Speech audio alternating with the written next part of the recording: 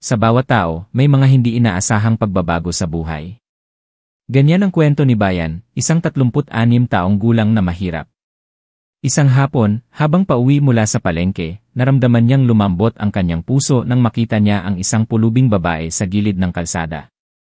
Dinala niya ito sa kanyang tahanan at ginawang asawa. Akala nila nakangiti na ang kapalaran sa kanila.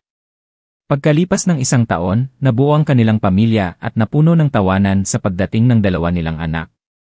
Subalit, ang kanilang tahimik na buhay ay biglang winasak ng isang katok sa pintuan. Tinawag ng mga pulis ang pangalan ni Maria, ang kanyang mabait na asawa. Nang mabuksan ang kurtina ng katotohanan, natahimik ang buong barangay at pakiramdam ni Bayan ay gumuho ang kanyang mundo. Ang kwentong ito ng kapalaran, inaanyayahan ko kayong makinig. Noong taon na yon, 36 na ako, edad na kadalasang tinatawag na huli na. Ang mga kaibigan ko ay may mga pamilya na, may mga anak na. Mayroong may malalaking bahay at matatag na trabaho, samantalang ako ay nag-iisa sa maliit na bahay na gawa sa kahoy na ipinamana ng aking mga magulang.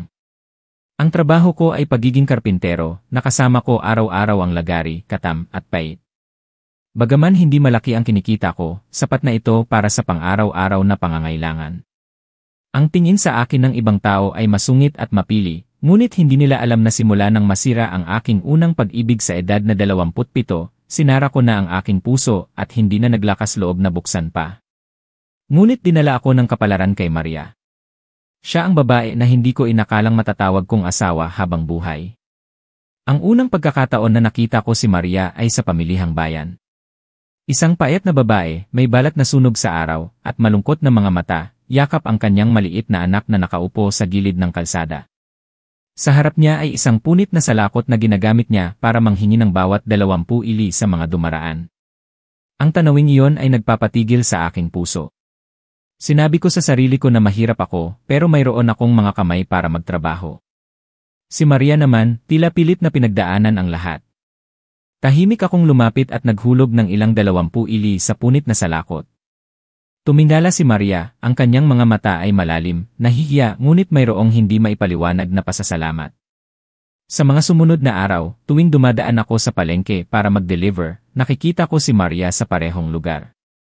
Sa una, tahimik lang akong naghuhulog ng pera, ngunit unti-unti, nakita ko ang sarili kong nais na tingnan ang kanyang mga mata at marinig ang kanyang mahinang salamat. Isang araw, bumuhos ang malakas na ulan, at nakita kong basang-basa si Maria, mahigpit na yakap ang kanyang anak. Hindi gaanong nakatago sa punit na salakot, nagmamadaling umiiwas sa ulan ang mga taong dumadaan. Sa isang iglap, pinakinggan ko ang aking puso. Mabilis akong tumakbo sa isang tindahan at bumili ng raincoat. Ibinigay ko ito sa kanyang kamay.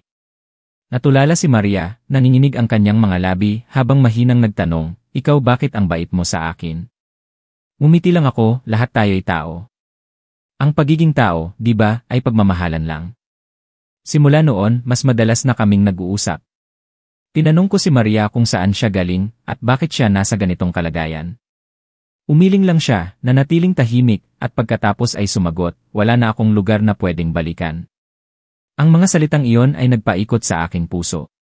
Naintindihan ko na mayroong sakit na itinatago si Maria, na hindi siya tamad o sinungaling. Kaya, tuwing pupunta ako sa palengke, nagdadala ako ng kaunting kanin at ulam para sa mag-ina. Tinuruan ko rin si Maria na tumulong sa ilang maliliit na gawain para kumita ng 100 ili sa halip na umasa lang sa limos. Tinanggap ni Maria ang mga ito nang may pag-aalinlangan sa kanyang mga mata, ngunit sa kaibuturan ng kanyang kaluluwa, nakita ko ang isang munting liwanag na nag-aapoy. Isang hapon, nang dalhin ko ang isang mangkok ng mainit na lugaw para sa mag-ina, nagulat ako nang makitang mataas ang lagnat ng bata, na mainit ang katawan at humihingal. Yumakap si Maria sa kanyang anak at umiyak ng malakas, nanginginig ang mga kamay. Walang pag-aalinlangan, mabilis kong binuhat ang bata at tumakbo sa kalapit na barangay health center.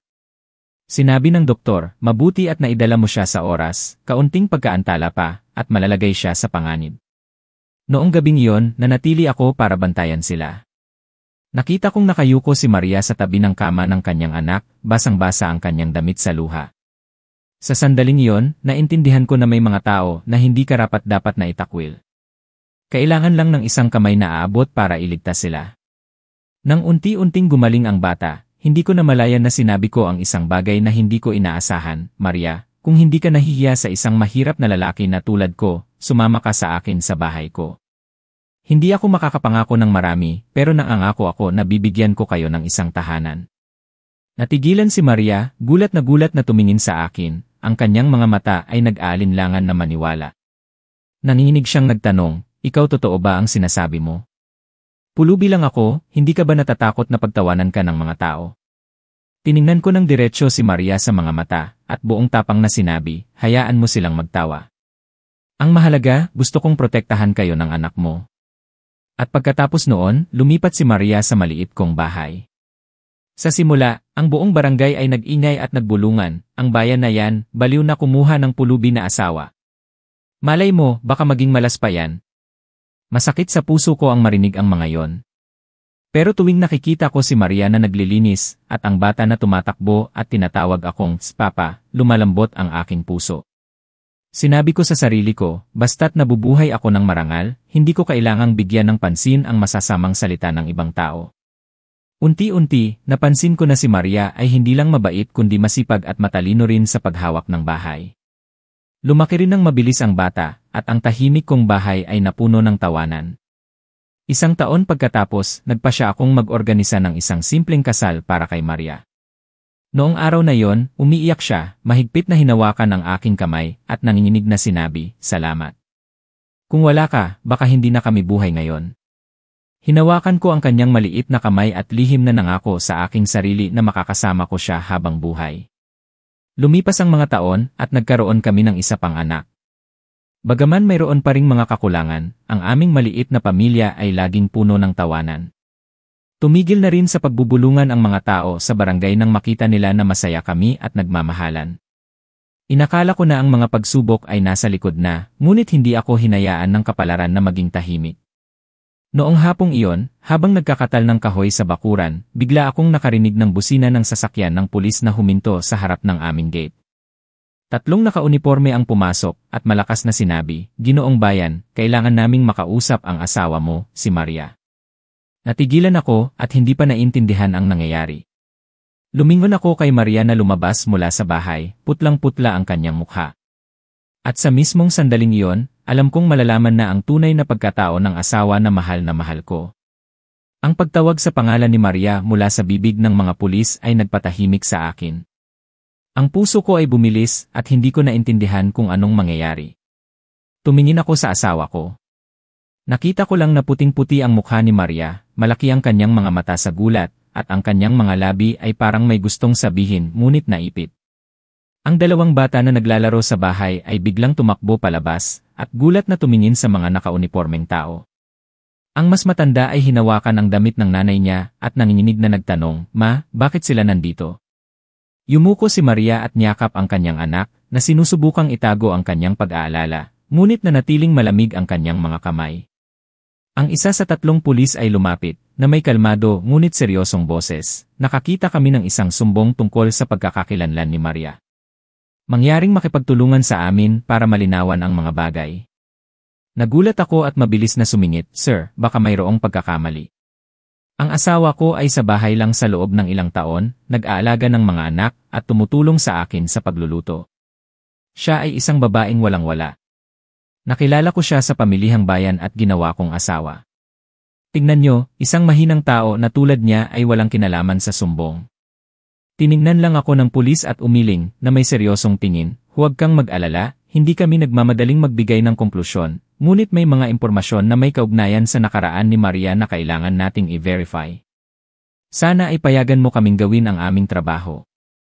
Lumingon ako sa asawa ko at nakita kong mahigpit siyang nangangagat sa kanyang labi. Ang kanyang mga mata ay puno ng luha. Mahina siyang tumango at nanginginig na sinabi, Bayan, hayaan mo silang gawin. Hindi ko na maitatago pa. Ang mga salitang iyon ay parang patalim na pumutol sa aking puso. Nagpanik ako, Maria, ano ang sinasabi mo? Ano ang itinatago mo? Hindi ba't magkasama na tayo sa loob ng maraming taon, masaya, may mga anak, at mayroong tahanan? May itinatago ka pa ba sa akin? Nanatiling tahimik si Maria, yumuko lang at mahigpit na niyakap ang dalawa naming anak na parang natatakot siyang mawala sila anumang oras. Pagkatapos, pumayag si Maria na sumama sa mga pulis sa loob ng bahay para mag-usap. Umupo ako sa tabi niya, ang puso ko ay parang nasusunog. Binuksan ng isang pulis ang isang folder at kumuha ng ilang lumang larawan. Nang makita ko ang mga larawan, natahimik ako nang makita ko ang mukha ni Maria noong bata pa siya. Naka-makeup siya at nakasuot ng magandang evening gown, ang kanyang mga mata ay nagliliwanag, hindi tulad ng pagkita ko sa kanya sa pamilihang bayan. Sinabi ng pulis, nakikilala mo ba ang asawa mo dito? Tumango ako at nauutal na sinabi, siya nga. Pero bakit? Umiyak si Maria at ang kanyang mga hikbi ay nabulunan, bayan, humihingi ako ng paumanhin. Hindi ako pulubi tulad ng iniisip mo. May iba akong nakaraan, may iba akong pangalan at isang pamilya na hindi mo akalain. Sinubukan kong tumakas mula sa lahat, ngunit tila hindi ako hinahayaan ng Diyos na maging tahimik. Natahimik ang kwarto, tanging ang hikbi ng mga bata sa yakap ng kanilang ina ang naririnig. Tiningnan ko si Maria, ang aking puso ay puno ng iba't ibang damdamin, pagkalito, sakit, at awa sa aking asawa. Nagtanong ako, sino ka ba? Ano ang itinatago mo sa akin? Pinunasan ni Maria ang kanyang luha, ang kanyang mga mata ay puno ng luha na nakatutok sa akin, ang pangalan ko ay Maria de la Cruz.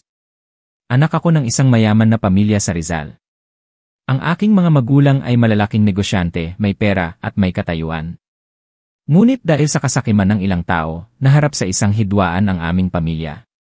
Maaga kong namatay ang aking ama, nagkasakit ang aking ina, at pinilit akong ipakasal sa isang makapangyarihang lalaki na hindi ko mahal. Nang malapit na ang araw ng kasal, tumakas ako, dinala ang kaunting pera, at naglibot hanggang sa makarating ako dito. Unti-unting naubos ang pera, at yakap ang bata sa aking tiyan. Kailangan kong umupo sa pamilihang bayan para maglimos para sa aking anak. Nang makita kita, alam kong ikaw ang biyaya ng Diyos, pero natakot ako na kung malalaman mo ang aking tunay na pagkatao, iiwan mo ako, kaya pinili kong manahimik. Nang marinig ko ang mga salitang iyon, natigilan ako na parang may kuryenteng dumaloy sa aking puso. Ang lahat ng mga pagdududa at tanong na matagal na ay nasagot, ngunit mayroong halo ng sakit na itinatago sa loob ng maraming taon. Tiningnan ko si Maria, ang aking boses ay naipit, bakit hindi mo sinabi sa simula? Mas gugustuhin ko pang malaman ang katotohanan, kaysa mabuhay sa isang kasinungalingan. Pero kahit ano paman, asawa pa rin kita, at nanay ka ng mga anak ko. Akala mo ba madali akong iwan ka? Yumuko si Maria sa aking dibdib at umiyak ng malakas, natatakot ako. Natatakot ako na isang araw, hahanapin ako ng mga taong iyon at sisirain ang ating tahimik na buhay. Pinakinggan ng pulis ang lahat at mahinang sinabi, hindi kami nandito para arestuhin ka, kundi para protektahan ka. Pagkatapos ng maraming taon, ang taong nanakit sa iyong pamilya ay nasa ilalim na ng investigasyon. Kailangan namin ang iyong testimonya. Ang iyong pagkatao ang magpapatunay sa kaso. Ang buong barangay ay nagtipon sa labas ng gate at nagbulungan. Mayroong nagsabi, kaya pala, hindi pala pulubi si Maria, isa pala siyang senyorita. Ang iba ay nagulat, ay kaya pala may kakaiba siyang ganda dati. Ang buong komunidad ay natahimik sa katotohanan na inilantad. Tumayo ako, lumabas sa gate, at tumingin sa mga kapitbahay. Malakas kong sinabi, pakinggan niyo akong mabuti. Si Maria ay may nakaraan, ngunit sa loob ng ilang taon, nakita niyo mismo kung paano siya nabuhay ng matino, nag-aalaga ng kanyang mga anak at asawa. Hindi siya nanakit ng sinuman. Huwag kayong gagamit ng masasamang salita. Lahat tayo ay may sariling sakit.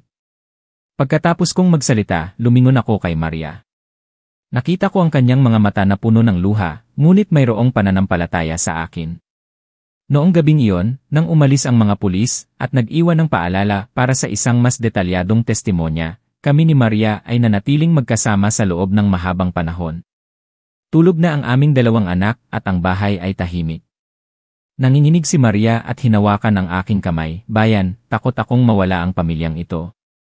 Alam kong mali ako na nagtago, pero pakiusap, huwag mo akong iwan. Niyakap ko ng mahigpit si Maria at bumulong, Maria, kahit sino ka pa, o anuman ang nakaraan mo, para sa akin, asawa pa rin kita, nanay ng mga anak ko. Hindi kumpleto ang pamilyang ito kung wala ka. Sa sandaling iyon, naramdaman ko ng malinaw ang pagiging marupok ng kaligayahan. At alam ko na simula bukas, hindi na magiging tahimik ang aming buhay tulad ng dati. Naghihintay ang mga pagsubok, ngunit determinado ako na basta't mayroon kaming pag-ibig, haharapin namin ito ng magkasama. Kinabukasan, nang sumikat ang araw sa lumang bubong, nakita kong nakaupo si Maria sa tabi ng kama, ang kanyang mga mata ay may pasa dahil sa hindi pagtulog sa buong gabi. Ang dalawang bata ay tulog pa, regular ang kanilang hininga, at ang kanilang mga mukha ay walang alam sa pagsubok na naghihintay. Nilapitan ko siya at umupo sa tabi niya. Hinawakan ko ang malamig na kamay ng aking asawa, at bumaba ang aking boses, Maria, kailangan mong sumama sa mga pulis ngayon, di ba? Mahinang tumango si Maria, ang kanyang mga labi ay mahigpit na nakakagat.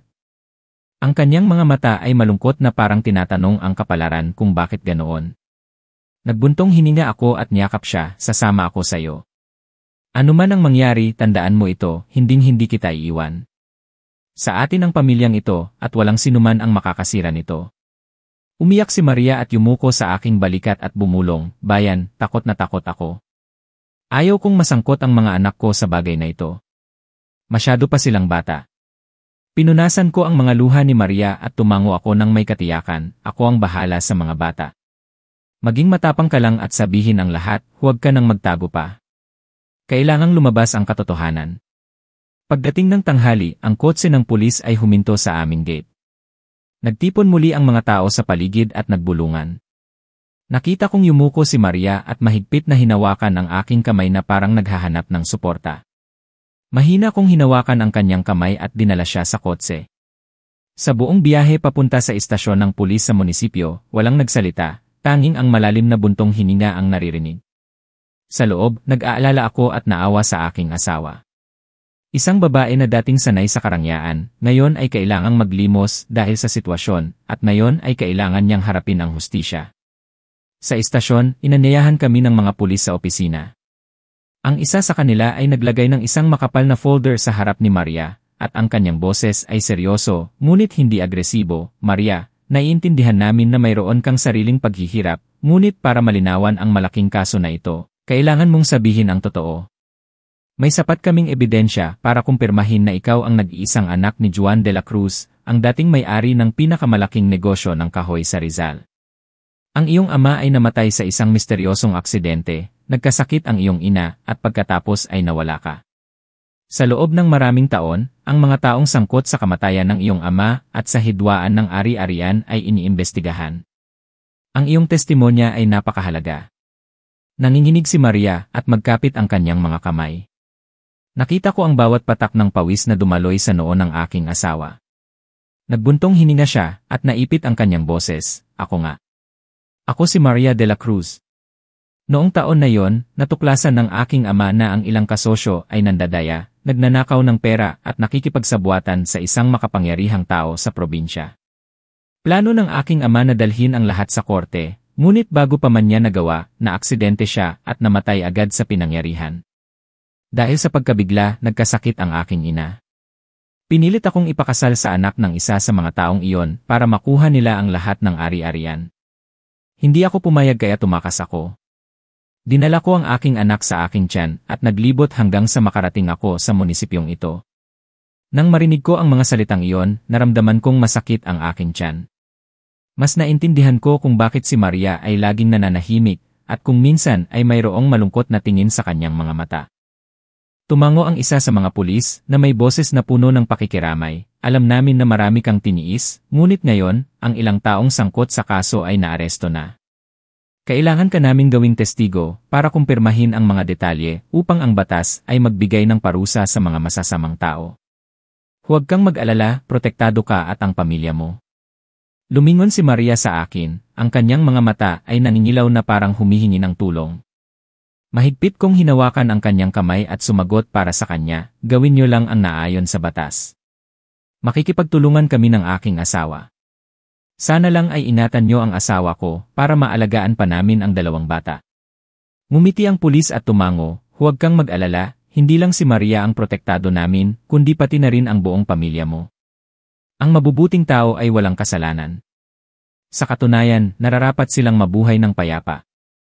Ang testimonya ay tumagal hanggang hapon. Umiyak si Maria ng ilang beses nang binanggit niya ang kanyang ama, ang kanyang pagkabata, at ang kanyang mga araw ng pagtakas.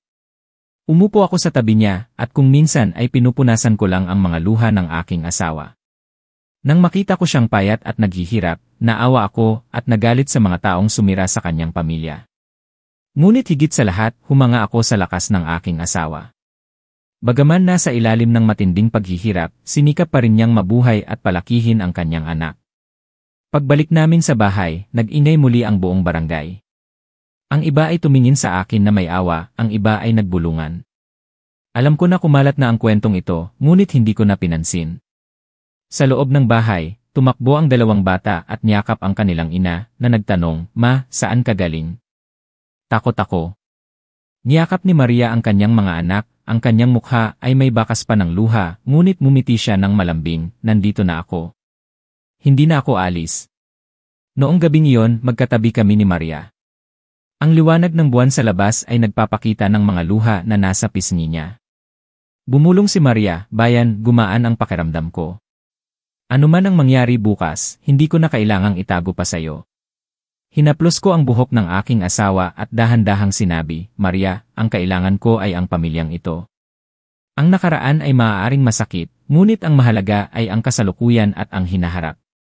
Naniniwala ako na basta't magkasama tayo, walang sinuman ang makakabagsak sa atin."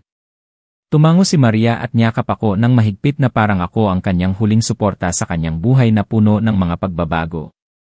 Dahan-dahan kong ipinikit ang aking mga mata at sinabi sa sarili ko, anuman ang mangyari, poprotektahan ko ang babaeng ito. Dahil walang sinuman ang may karapatan na pumili kung saan sila ipinanganak, ngunit lahat ay may karapatan na mahalin at mabuhay ng marangal. At hindi ko alam, pagkatapos ng mga araw na yon, mayroong mas malaking pagsubok na naghihintay sa aming maliit na pamilya. 2, lihim na magsasabi. Pagkatapos ng pagbisita sa istasyon ng pulis, naging mas mabigat ang pakiramdam sa aming maliit na bahay.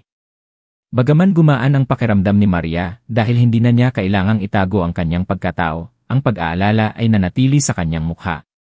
Tuwing hapon, kapag nagpapahinga na ako sa pagkakatal ng kahoy, madalas kong makita si Maria na nakatingin sa malayo, sa direksyon kung saan nagkikita at nagbubulungan ang mga kapitbahay. Naintindihan ko na ang dila ng mga tao ay masama. Kapag kumalat ang kwento tungkol sa pagkatao ni Maria, hindi maiiwasan ang mga bulungan. At ganoon nga ang nangyari. Pagkatapos ng ilang araw, saan man ako magpunta, naririnig ko ang mga bulungan, kaya pala, siya ang anak ni Juan mula sa Rizal. Napakayaman pala, pero ngayon ay mahirap na. Talagang hindi mo alam kung ano ang mangyayari. Ang iba ay naawa, ang iba naman ay nangungutya. Kung ganyan ang pag-ugali, di ka magiging pulubi kahit mayaman ka pa. Nang marinig ni Maria ang mga ito, sa simula ay nagtiis lang siya, niyakap ang kanyang mga anak at pumasok sa loob ng bahay, ngunit alam kong masakit sa puso niya. Sa maraming gabi, magkatabi kami, at nagbuntong hininga si Maria, "Bayan, sana ay isa lang akong normal na mahirap na babae. Baka mas madali ang buhay." Ngayon, ang tingin sa akin ng mga tao ay parang kakaiba. Takot ako na masangkot ang mga anak ko. Niyakap ko ang aking asawa, hinaplos ko ang kanyang balikat, "Maria, hindi mo mapipigilan ang dila ng ibang tao. Ang mahalaga, naniniwala ako sa'yo, at ang mga anak natin ay naniniwala sa'yo. Basta't nabubuhay tayo ng matuwid, wala tayong dapat ikahiya." Ngunit ang mga pagsubok ay hindi tumigil doon. Isang hapon, habang nag-empake ako ng mga produkto para sa isang kliyente, biglang may isang estranghero na dumating sa bakuran. Siya ay nasa 40, may mukhang masungit, at ang kanyang mga mata ay naniningil, ngunit mumiti siya ng may kahulugan. Tumigin siya sa paligid at nagtanong, "Ikaw si Bayan, di ba? Ang asawa ni Maria?" Ibinaba ko ang aking martilyo at sumimangot, "Ako si Bayan." "Sino ka?" Lumapit siya, at ang kanyang boses ay mahina ngunit puno ng banta. "Payo ko sa'yo, mas mabuti na huwag mong hayaan ang asawa mo na magbigay ng testimonya sa korte. May mga bagay na kapag hinukay mo pa ay magiging delikado sa iyong pamilya." Nang marinig ko yon, uminit ang aking dugo. Mahigpit kong hinawakan ang aking kamay, ngunit sinubukan kong maging kalmado. "Ano ang ibig mong sabihin? Ang asawa ko ay magsasabi lang ng totoo. Ang matuwid ay hindi natatakot sa masasamang tao." Tumawa siya ng may panunuya, at hinaplos ang aking balikat, "Matuwid? Sa tingin mo, kaya mong labanan ang mga taong may pera at kapangyarihan? Mag-isip ka ng mabuti, huwag mong hayaan na ang buong pamilya mo ang magdusa." Pagkatapos magsalita, umalis siya, at iniwan ako na may matinding pag-aalala. Noong gabing iyon, sinabi ko kay Maria ang nangyari. Pagkatapos marinig ang kwento, nanginginig siya, putlang-putla ang kanyang mukha, sila nga. Nakilala ko ang boses na iyon, hindi nila ako hahayaan na maging tahimik. Takot ako, bayan. Takot ako. Mahigpit kong hinawakan ang kamay ng aking asawa, na may matatag na boses, Maria, nakarating na tayo sa puntong ito, hindi na tayo makakabalik. Kung mananahimik ka, ang iyong ama ay mananatiling walang hustisya, at ang mga masasamang tao ay magpapatuloy na mamuhay ng maayos. Kailangan mong maging matapang para sa akin, para sa mga anak natin, at para sa sarili mo. Tiningnan ako ni Maria, ang kanyang mga mata ay puno ng luha, ngunit mayroon ding determinasyon. Mahina siyang tumango na parang nangangako sa sarili na hindi na niya hahayaan ang nakaraan na maging bigat sa kanya. Sa mga sumunod na araw, ang mga pulis ay madalas na nagpapadala ng tao para magbantay sa paligid ng aming bahay.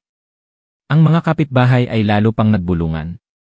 Ang iba ay umiiwas na sa amin na parang natatakot na masangkot. Alam ko na malungkot si Maria, ngunit hindi niya sinasabi. Tahimik lang siyang nag-aalaga ng mga anak at nagluluto, na parang naghahanap ng huling sandali ng kapayapaan. Sa ilang mga hapon, nakita ko siyang mag-isa na nakaupo sa ilalim ng puno ng bunga ng areka, ang kanyang mga mata ay puno ng luha habang nakikita ang dalawang bata na naglalaro. Sana, habang lumalaki sila, maging mapayapa ang kanilang buhay, at huwag silang masangkot sa galit ng mga matatanda. Isang araw, inanyayahan ng mga pulis si Maria sa probinsya para sa isang paghaharap. Nag-leave ako sa trabaho para samahan siya. Doon, kailangan niyang harapin ang mga taong nanakit sa kanyang ama. Sa malaking kwarto, nang magkatagpo ang mga mata ni Maria sa lalaking nakaupo sa tapat, isang lalaki na may maayos na pananamit, may puting buhok, at malamig na mga mata, nanginginig siya. Ito si Enrique, ang taong pilit na ikinasal sa kanya para makuha ang ari-arian. Ikinuwento ni Maria ang buong katotohanan. Bawat detalye ay parang hiwa sa kanyang puso. Umiyak siya, ngunit ang kanyang boses ay matatag, at hindi niya hinayaang maapektuhan ng emosyon ang katotohanan. Umupo ako sa labas at pinanood ang aking asawa. Masakit sa akin, ngunit ipinagmamalaki ko siya. Ang babae na dating nakaupo sa gilid ng kalsada at naglilimos, ngayon ay matapang na tumatayo at naglalantad sa masasamang tao. Hindi lang ito para magbigay ng hustisya sa kanyang ama, kundi pati na rin para palayain ang kanyang sarili. Pagkatapos ng paghaharap, dinala ko si Maria sa labas. Siya ay pagod na pagod, ngunit may ngiti sa kanyang labi. Mahina siyang nagsabi, bayan, nagawa ko. Hindi na ako natatakot. Pinunasan ko ang pawis sa noon ng aking asawa, at mahina akong sumagot, alam ko. Ipinagmamalaki kita. Pagbalik namin sa barangay, nag-ingay muli ang mga tao. Ang mga may mabuting puso ay pinuri si Maria sa kanyang tapang, ngunit ang mga may masamang dila ay nanunuya pa rin, kahit ano paman, naglimos siya. Nang marinig ko yon, naawa ako sa aking asawa, ngunit hindi ko mapigilan ang mga tao na magsalita. Mahigpit ko lang na hinawakan ang kamay ni Maria para malaman niya na sa aking puso, nararapat siyang respetuhin. Sa mga sumunod na araw, patuloy na nagkuha ng mga testimonya ang mga pulis para sa nalalapit na paglilitis. Naramdaman ko na tumitindi ang tensyon, hindi lang sa aming pamilya, kundi pati na rin sa buong barangay. May nagpayo sa akin, bayan, mas mabuti na umatras na kayo ng asawa mo. Huwag niyo nang patagalin ang malaking kaso na ito. Magdurusa lang kayo sa buong buhay niyo. Umiti ako at sumagot, alam mo ba? Kung mananahimik kami, mas magdurusa kami sa buong buhay namin. Noong gabing iyon, mag-isa akong nakaupo sa labas ng bahay. Tiningnan ko ang liwanag ng buwan na tumatama sa bakuran. Sa puso ko, mayroong pag-aalinlangan, ngunit mayroon din akong pananampalataya. Alam ko na ang daan na nasa harap ay mahaba pa at puno ng pagsubok, ngunit naniniwala ako sa katotohanan, naniniwala ako sa pag-ibig, at sa tapang ng aking asawa. Dahil kapag ang liwanag ng hustisya ay sumikat, ang aming pamilya ay tunay na magiging payapa. At sa kaibuturan ng aking puso, lihim akong nagdarasal na ang lipunang ito ay maging mas mabait sa mga taong naghihirap. Dahil sa likod ng bawat tao ay mayroong kwento na hindi mo lubos na maintindihan kung hindi mo ito naranasan. 3. Ang pagtatapos ng kwento. Nang dumating ang araw ng paglilitis sa kaso na may kaugnayan sa kamatayan ng ama ni Maria, halos alam na ito ng buong barangay. Maaga sa umaga, bago pa man mawala ang hamog, naghanda kami ng aking asawa para pumunta sa probinsya. Si Maria ay nakasuot ng isang simpleng asul na damit at ang kanyang mukha ay may kaunting make-up para hindi siya magmukhang pagod. Nakita ko na nanginginig ang kamay ng aking asawa habang isinasara niya ang kanyang damit. Nilapitan ko siya at hinawakan ang kanyang kamay. Maria, isipin mo na ito ang huling daan na kailangan mong lakarin. Pagkatapos nito, matatapos na ang nakaraan at magkakaroon na tayo ng totoong mapayapang buhay. Tumingala si Maria sa akin, ang kanyang itim na mga mata ay puno ng luha. Bayan, kung wala ka, hindi ako makakatayo sa araw na ito. Ngumiti lang ako at inilagay ang aking kamay sa balikat ng aking asawa. Nandito ako. Hinding-hindi ka mag-iisa. Ang daan papunta sa korte ay puno ng mga tao. Ang mga tao ay nagbubulungan at nag-uusap. Narinig ko ang mga bulungan, siya ang anak ni Juan. Hindi ko inakalang nagstay siya sa barangay natin. Talagang hindi mo alam kung ano ang mangyayari. Yumuko si Maria at mahigpit na hinawakan ang aking kamay. Naramdaman ko ang bawat panginginig ng kanyang mga daliri, kaya mas hinigpitan ko ang hawak ko para magbigay sa kanya ng lakas. Sa loob ng korte, ang kapaligiran ay tense. Sa harap ng hukom, ang mga taong nagdulot ng sakit sa pamilya ni Maria ay dinala. Mayroong may puting buhok, ngunit ang kanilang mga mata ay masama pa rin. Mayroong may magandang pananamit, ngunit ang kanilang mukha ay malamig na parang isang laro lang ito. Nakita kong mahigpit na kinagat ni Maria ang kanyang labi, ang kanyang mga kamay ay magkapit, ngunit ang kanyang mga mata ay unti-unting nagiging matatag. Tinawag ng hukom ang pangalan ng bawat isa. Nang tawagin ang pangalan ni Maria, nag-ingay ang buong kwarto. Ang babae na dating nakaupo na may anak at naglimos sa pamilihang bayan, ngayon ay nakatayo sa korte bilang pangunahing testigo. Naglakad si Maria, at ang kanyang boses ay dahan-dahan ngunit malinaw, "Ako si Maria de la Cruz, anak ni Juan de la Cruz." Ang buong kwarto ay natahimik. Mayroong bulungan sa likod, ngunit hindi na ito pinansin ni Maria.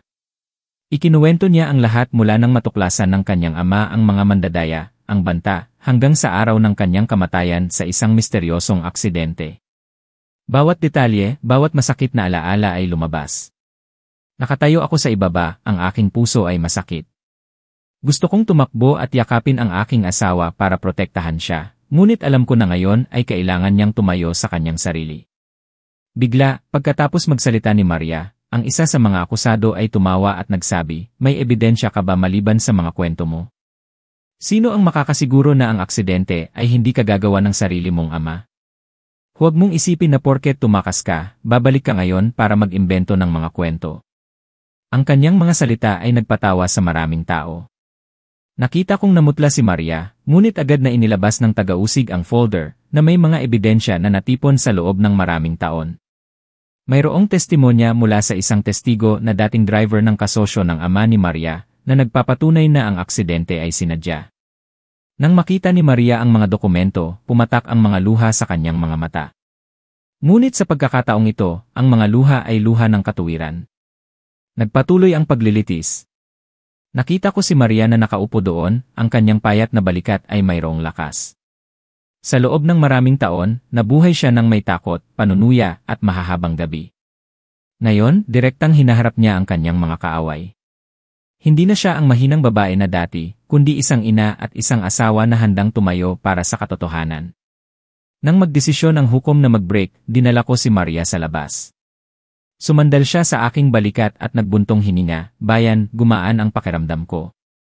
Ano man ang maging desisyon, basta't ang katotohanan ay lumabas, hindi na magdurusa ang aking ama." Mahigpit kong hinawakan ang balikat ng aking asawa, at mahina akong nagsabi, "Tama ka, Maria. Ang pinakamahalaga ay hindi ang iniisip ng ibang tao, kundi ang katotohanan na lumabas sa tamang lugar." Bigla, sa gitna ng maraming tao, may isang matandang lalaki na lumapit. Nakasuot siya ng lumang suit at ang kanyang mukha ay mabait. Nang lumapit siya, tiningnan niya si Maria, ang kanyang mga mata ay puno ng luha. "Maria, naaalala mo ba ako?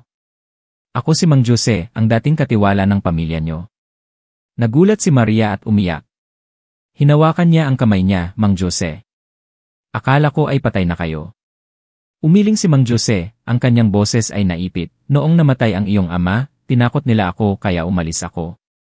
Sa loob ng maraming taon, nagtago ako at naghintay sa araw na ito. Masaya akong nakikita ka pa ring buhay.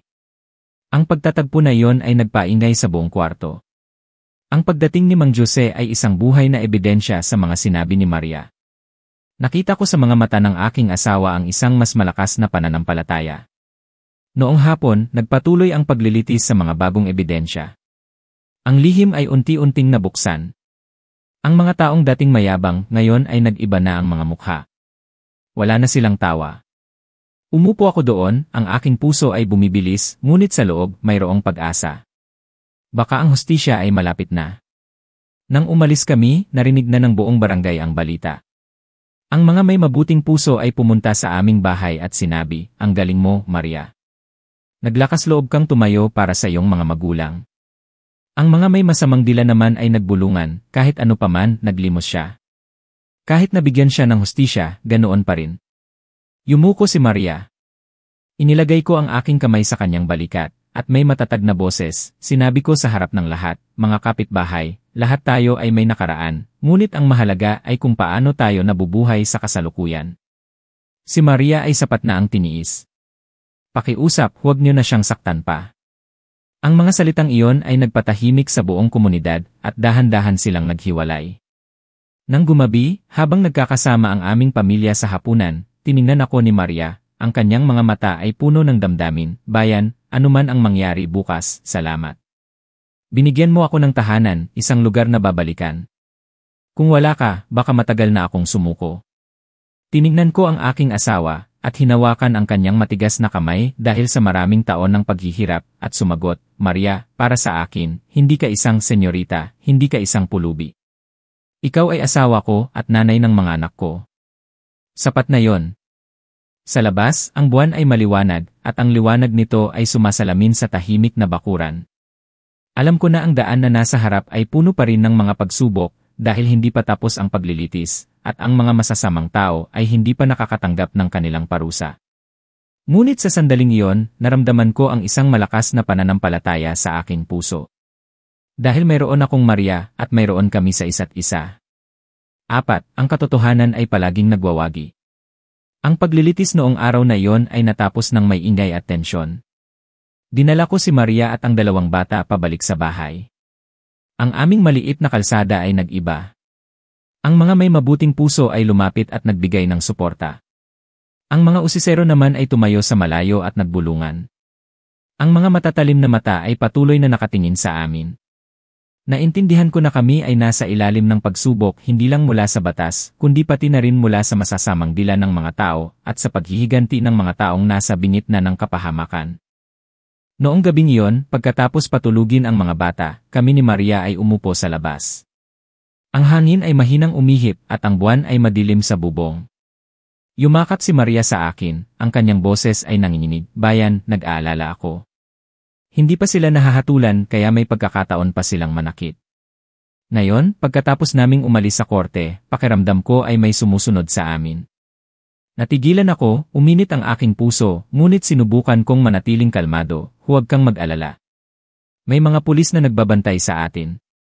Hindi tayo mag-iisa, ngunit simula ngayon, kailangan maging mas maingat ka at ang mga bata. Huwag kayong pupunta sa kahit saan na mag-isa." Tumango si Maria at niyakap ang aking braso na parang naghahanap ng suporta. Ang pakiramdam ko ay mabigat, naawa at nagalit. Gusto kong ako na lang ang magbuhat ng lahat ng pagsubok para sa aking asawa. Sa mga sumunod na araw, napansin kong may ilang estranghero na nagpakita sa paligid ng barangay. Sa umaga, sila ay naglalakad sa mga tindahan ng inumin. Sa gabi, mayroong sasakyan na humihinto sa dulo ng kalsada at mabilis na umaalis. Nagbulungan din ang mga kapitbahay. Mayroong nagbabala sa akin, "Bayan, mag-ingat ka sa mga taong iyon. Hindi sila taga rito. Sigurado akong may kinalaman sila sa kaso ng asawa mo." Nanginginig ako, ngunit ngumiti lang ako at sinabi, "Alam ko. Salamat sa paalala." Ngunit sa aking puso, naintindihan ko na ang panganib ay malapit na. Isang hapon, habang pauwi ako mula sa trabaho, pagpasok ko sa bakuran, narinig ko ang malakas na sigaw ni Maria mula sa loob ng bahay. Nagpanik ako at tumakbo sa loob. Nakita kong may naghagis ng isang brick sa bintana at mayroong kasamang papel. Nanginginig si Maria habang mahigpit na niyayakap ang dalawang bata. Pinulot ko ang papel, at ang sulat kamay ay magulo, ngunit malinaw, manahimik ka, kung ayaw mong mapahamak ang buong pamilya mo. Nang mabasa ko yon, kumulo ang aking dugo. Mahigpit kong hinawakan ang aking kamay hanggang sa manginig ito. Mabilis kong inaliw ang aking asawa, huwag kang mag-alala. Nandito ako. Huwag kang matakot. Ngunit sa loob, nag-aalala ako ng sobra. Noong gabing yon, dinala ko ang papel sa pulis. Nangako sila na magdadagdag ng seguridad at sinabihan kami na maging alerto. Ngunit alam ko na hindi sila laging nasa tabi namin. Mayroong mga hindi nakikitang panganib. Isang sandali lang at ang lahat ay masisira. Lalo pang naging payat si Maria. Hindi na siya makatulog ng maayos. Madalas siyang magising sa gabi at mahigpit na yakap ang kanyang mga anak. Maraming beses kong nakita ang aking asawa na tahimik na umiiyak at ang kanyang mga luha ay nagpapabasa sa unan. Alam ko na hindi lang siya natatakot para sa sarili niya, kundi pati na rin sa dalawang bata. Sa ilang mga gabi, tahimik akong nakaupo sa labas, hawak ang isang maliit na kutsilyo, nakikinig sa bawat ingay sa labas. Ang pakiramdam ng kawalang katiyakan ay nagpabilis sa aking pag-edad. Isang gabi, pagkatapos kong isara ang pinto, biglang may malakas na katok. Nag-ingat ako at kinuha ang kutsilyo. Nang buksan ko, nakita ko si Mang Jose, ang dating katiwala na nakita ko sa korte. Siya ay humihingal, bayan, narinig ko na plinano nilang gawin ito ng maaga, hindi na sila maghihintay sa desisyon ng korte. Kailangan mong mag-ingat, ikaw at si Maria. Hindi sila titigil sa taong naglakas loob na magsumbong sa kanila. Natigilan ako at mabilis na nagtanong, saan mo narinig ang balitang iyon? Umiling si Mang Jose, ang kanyang mga mata ay puno ng pag-aalala, may kakilala ako sa loob. Hindi ko masabi ng malinaw pero maniwala ka sa akin, delikado sila. Nang marinig iyon ni Maria, nawalan siya ng kulay sa mukha at nanginginig na mahigpit na hinawakan ang aking kamay. Inilagay ko ang aking kamay sa balikat ng aking asawa na nagpapahinahon sa kanya, hindi tayo atras, Maria. Sa loob ng maraming taon ay nagtago ka, ngayon ay hindi na. Anuman ang kanilang kasamaan, nasa atin ang hustisya. Nangangako ako na walang sinuman ang makakasakit sa iyo at sa mga bata. Ang mga salitang sinabi ko ay para lang sa akin, para mapahinahon ang sarili ko. Dahil naintindihan ko na sa lipunang ito, ang mga taong may pera at kapangyarihan ay madalas na nakakahanap ng paraan para makalusot. Ngunit naniniwala rin ako na ang katotohanan ay hindi maitatago habang buhay. Kinabukasan, humiling ako na huwag magtrabaho para manatili sa bahay. Sinimulan kong ayusin ang mga pinto at bintana, at laging hawak ang aking telepono para tawagan ang pulis kung mayroong mangyari. Ang mga bata ay walang alam, naglalaro pa rin sa bakuran. Si Maria naman ay nakaupo sa isang sulok, nagtatahi ng mga lumang damit. Ang kanyang mukha ay tense, ngunit ang kanyang mga mata ay nagiging matatag habang nakikita akong abala sa pag-aalaga. Isang gabi, habang naghahapunan ang buong pamilya, biglang may malakas na tunog ng motorsiklo sa labas. Mabilis akong tumakbo sa labas at nakita ang ilang tao na may takip sa mukha. Naghagis sila ng isang bagay sa bakuran at umalis ng mabilis. Mayroong pagsabog. Buti na lang at fireworks lang ito at walang delikado. Ngunit ang buong pamilya ko ay nagpanik. Mahigpit na niyakap ni Maria ang kanyang mga anak at umiyak siya ng malakas. Tumakbo ako at niyakap sila, pagkatapos ay tumawag ako sa pulis. Nang dumating ang mga pulis, sinuri nila ang lugar at nangako na imbestigahan ang insidente. Naglagay din sila ng tao na magbabantay malapit sa bahay. Gumaan ang pakiramdam ko, ngunit naintindihan ko na sinusubukan nila kaming takutin para sumuko kami. Tiningnan ko si Maria. Nakita ko na may takot pa rin sa kanyang mga mata, ngunit mayroon ding determinasyon. Mahina akong nagsabi, hindi natin hahayaan na makuha nila ang gusto nila. Tandaan mo, nakarating na tayo sa puntong ito. Hindi na tayo makakabalik. Tumango si Maria. Ang kanyang mga mata ay puno ng luha, ngunit mayroon itong kakaibang tapang. Noong gabing iyon, nagkakasama ang aming pamilya. Bigla kong naintindihan na sa gitna ng pagsubok, ang pag-ibig at pagkakaisa ang pinakamalakas na kapangyarihan. Mahigpit kong hinawakan ang kamay ni Maria at tiningnan ang dalawang bata na tulog na. Sinabi ko sa sarili ko, anuman ang mangyari, poprotektahan ko ang pamilyang ito hanggang sa huli. Walang sinuman ang makakakuha ng kaligayahan na aming pinaghirapan sa buong buhay namin. At naintindihan ko rin na ang mga susunod na araw ay magiging mas mahirap dahil ang paglilitis ay malapit nang magkaroon ng huling desisyon. Ang mga taong nahaharap sa hustisya ay tiyak na hindi mananahimik at ang aking pamilya ay haharap sa isang totoong bagyo. 5. Ang katotohanan at ang huling pagsubok. Nang malapit na ang araw ng desisyon ng korte, naging tense ang kapaligiran sa aming bahay. Wala kaming masyadong sinasabi ni Maria sa isa't isa, tinitignan lang namin ang isa't isa. Ang aming mga mata ay puno ng pag-aalala, ngunit mayroon ding determinasyon. Sa mga gabi bago ang paglilitis, si Maria ay madalas nagising, yakap ang dalawang bata. Ang kanyang mga mata ay nakatingin sa madilim na bakuran, na parang natatakot na may biglang dumating na estranghero. Naintindihan ko na ang takot ay nasa puso ni Maria, ngunit mayroon din siyang pananampalataya. Pananampalataya na ang katotohanan ay magwawagi. Noong umaga, maaga kaming dumating ni Maria sa korte. Sa daan, ang mga tao ay nagtitipon pa rin at nagbubulungan. Ang iba ay naawa, ang iba naman ay nanunuya. Mahigpit na hinawakan ni Maria ang aking kamay, ang kanyang kamay ay malamig. Yumuko ako at mahinang nagsabi, huwag mo silang pansinin. Tandaan mo lang na ngayon ang araw na mabibigyan ng hustisya ang iyong ama. Tiningnan ako ni Maria, ang kanyang mga mata ay puno ng luha, at mahina siyang tumango na parang nangangako. Sa loob ng korte, ang kapaligiran ay seryoso. Ang mga akusado ay dinala. Ang kanilang mga mukha ay hindi na mayabang tulad ng dati. Sa halip, sila ay pagod at tense. Maraming tao mula sa lugar, kasama ang mga taong nakakita sa paghihirap ng pamilya ni Maria, ay dumating para manood. Nang pumasok ang mga hukom, natahimik ang buong kwarto.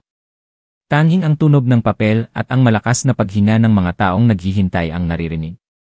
Sinimulan ng hukom na basahin ang mga kaso, ang bawat kasalanan ay nakalista, at ang bawat ebidensya ay inilabas.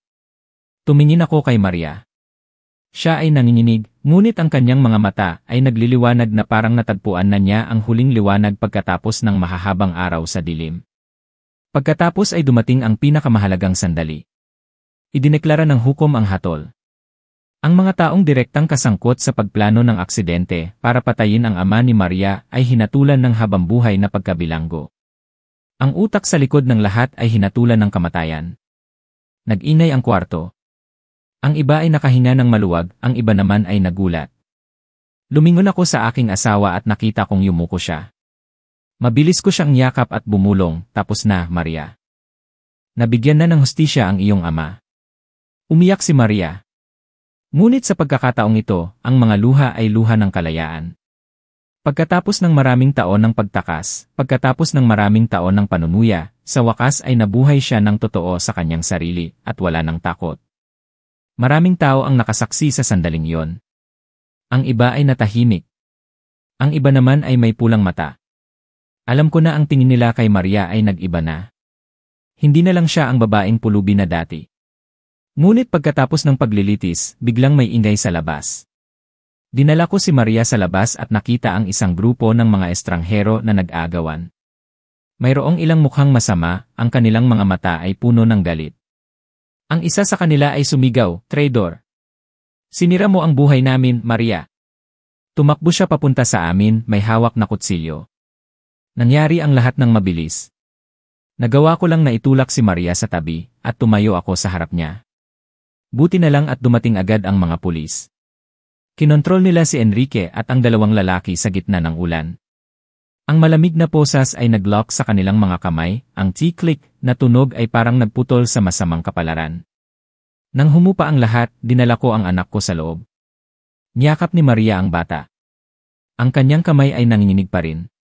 Iniyakan niya ang kanyang mukha sa balikat ng kanyang ina. "Ma, akala ko hindi aabot si Papa." Mahina kong hinaplos ang maliit niyang balikat, at dahan-dahan akong nagsabi para ang bawat salita ay maging matatag, "Nandito si Papa, at lagi siyang nandito." Ito ang unang pagkakataon na narinig ko ang bata na hindi ko kadugo, na tinawag akong Papa nang hindi sinasadya sa gitna ng kanyang takot. Sa sandaling iyon, naintindihan ko na ang lahat ng bulungan ay walang kabuluhan. Pagkatapos ng ilang linggo, nagbukas ang korte para sa mabilis na paglilitis sa kanilang mga kasalanan ng panggugulo, pagbabanta, at pagpasok sa pribadong ari-arian. Si Enrique ay hindi na nagsalita ng marami. Yumuko siya. Ang kanyang boses ay parang naipit. Paminsan-minsan ay tumitingin siya sa paligid, na parang naghahanap ng pamilyar na mukha, ngunit wala na. Ang korte ay nagbigay ng sapat na hatol para sa kanilang kayabangan, galit, at kawalang respeto. Hindi ako masaya, nararamdaman ko lang na parang natanggalan ako ng isang malaking bato sa aking likod. May mga pagtatapos na hindi para sa kasiyahan, kundi para sa pagpapaalam sa mga tao na huminto na. Pagkatapos nito, nagsimula ang aming buhay.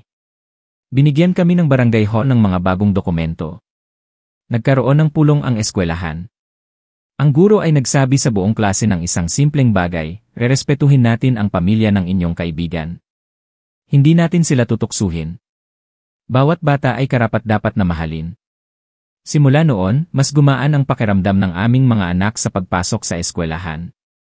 Ipinagmalaki ng mas matanda na binigyan siya ng guro ng trabaho na magbasa ng libro sa mga kaibigan niya sa dulo ng klase. Ang mas bata naman ay gabi-gabi na ikinukwento ang nangyari sa klase, at laging hawak ang damit ng kanyang ina na parang natatakot na mawala ang kaligayahan.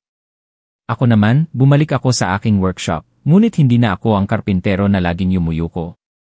Pinalaki ko ang aking bahay. Inanyayahan ko ang ilang kabataan sa barangay para mag-aral ng aking trabaho. Si Maria naman ay nagtala ng mga gastusin. Ang kanyang kamay na dati ay nanginginig sa takot, ngayon ay kalmado na nagbabago ng mga pahina. Ang sulat kamay niya ay maganda, parang isang malakas na paghina pagkatapos ng isang sakit. Noong hapon, habang lumulubog ang araw, ang amoy ng bagong kahoy ay naghalo sa amoy ng lutong kanin. Tiningnan ko ang aking asawa at mga anak, at naramdaman ko ang isang mapayapang liwanag sa aking puso. Ang liham mula sa ama ni Maria at ang pera na ipinagkatiwala niya sa kanya, hindi namin ginamit para ipagyabang. Nagplano kami ni Maria na ayusin ang lumang bahay, at mag-iwan ng isang kwarto para sa mga bata sa komunidad para magbasa. Mayroong ilang simpleng mga estante ng libro, isang electric fan, at isang mesa at upuan. Sa bawat hapon, may mga bata na bumibisita. Nagsalita si Maria sa Women's Association, at humingi ng tulong para magtayo ng isang maliit na pondo na tinatawag na butil ng kabutihan para sa mga mahirap na mag-aaral na nagsisikap. Ang bawat taon, mayroong ilang scholarship na hindi malaki, ngunit puno ng kahulugan. Tahimik akong nakatayo at tiningnan ang kahoy na sinboard na nakasabit sa labas na mayroong kabutihan. Bigla kong naalala ang maulan na araw na yon, nang ibinigay ko ang raincoat sa babaeng nakayakap sa kanyang anak sa pamilihang bayan, at naintindihan ko na minsan ang butil ay itinatanim sa isang napakaliit na aksyon. Isang kalmadong hapon, dinala ko ang aking asawa at mga anak para bisitahin ang puntod ng ama ni Maria. Ang daan ay maliwanag sa sikat ng araw. Ang mga palayan sa dulo ng season ay gumagalaw sa hangin. Pagdating namin, inilatag ni Maria ang isang tuwalya at naglagay ng isang bungkos ng dilaw na chrysanthemums. Umupo siya at binasa ang ilang linya mula sa lumang liham. Ang kanyang boses ay nanginginig ngunit mainit, "Ama, nabuhay ako tulad ng gusto mo." Hindi na ako natatakot sa dilim. Nakatayo ako sa tabi, inilagay ko ang aking kamay sa balikat ng aking asawa. Ang mas matanda ay nahihiyang naglagay ng isang insenso, "Lolo, mag-aaral po ako ng mabuti." Ginaya naman ng mas bata ang kapatid niya. Bumulong siya na sana ay malakas at malusog ang buong pamilya. Sa hangin, parang nakita ko ang isang mabait na ngiti na bumaba mula sa kung saan. Pagbalik namin noong gabing iyon, umupo kami sa labas at tiningnan ang buwan.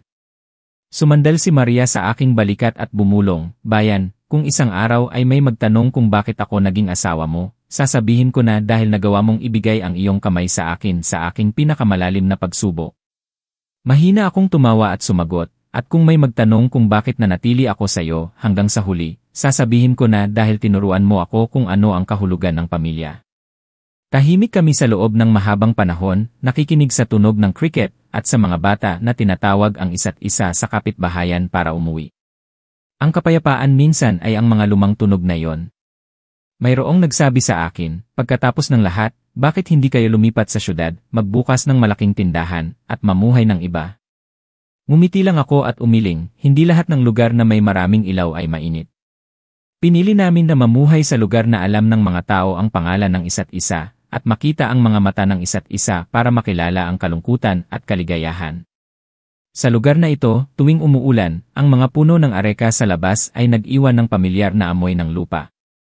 At sa bawat bukang liwayway, ang tunog ng manok ng lolo sa kalsada ay nagpapagising sa akin ng maaga. Isang araw, habang nasa palengke ako, narinig ko ang isang tao na sumisigaw, "Bayan, paki-fix naman ang kitchen rack ko." Ang isa pa ay nagsabi, "Pwede bang hiramin si Maria?" Pumunta siya sa eskwelahan at turuan ang mga nanay kung paano magluto ng mas matipid. Ang mga simpleng pakiusap na iyon ay naging isang simpleng patunay. Kami ay naging normal na tao muli. Umiti ako at dinala ang aking sasakyan. Naramdaman ko na parang naalis ang isang bundok sa aking puso. Minsan, ang nakaraan ay kumakatok sa pinto na parang isang biglang hangin. Ngunit wala na ang pagkagising sa gitna ng gabi. Si Maria ay nakatulog ng mas malalim. Ang mga bata ay mas madalas na tumatawa. Ako naman, tuwing inilalagay ko ang aking pait sa kahoy, at naririnig ang tunog ng kahoy, pakiramdam ko ay nahahawakan ko ang isang ilog ng buhay. Ang kwentong ito ay hindi para ipakita kung gaano kami kalakas, kundi para sabihin na kung isang araw ay makakita ka ng isang tao na nakatago sa ilalim ng bubong ng palengke na may mga pagod na mata, huwag mong agad na hatulan. Ang buhay ay mayroong mga pagsubok na hindi maintindihan ng ibang tao. Maniwala ka sa kamay na aabot at sa mainit na salita. Maniwala ka na mayroong mga katotohanan na matagal bago lumabas.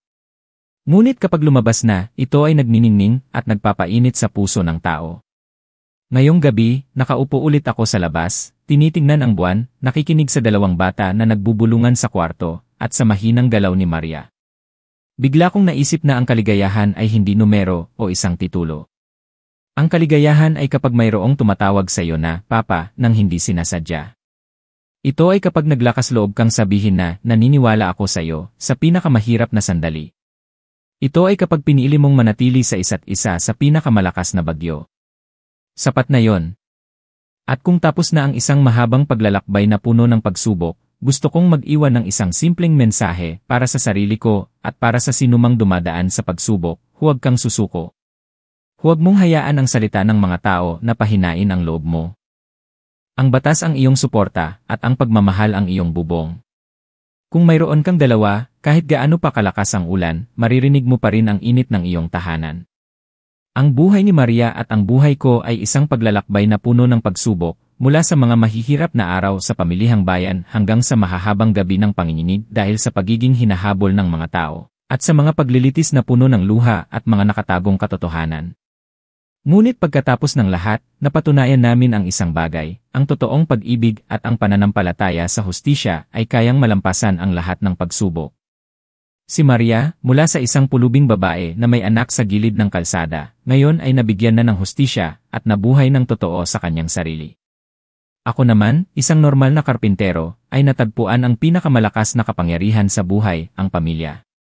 Kapag tinitingnan ko ang paglalakbay na yon, mas naintindihan ko ang isang simpleng aral. Huwag mong agad na hatulan ang isang tao sa kanilang itsura o sa mga bulungan. Bawat tao ay may sariling kwento, minsan puno ng dugo at luha na sila lang ang nakakaintindi. Kung magbubukas tayo ng ating mga puso at magbibigay ng pakikiramay sa halip na paghuhusga, baka mababawasan ang sakit sa buhay na ito.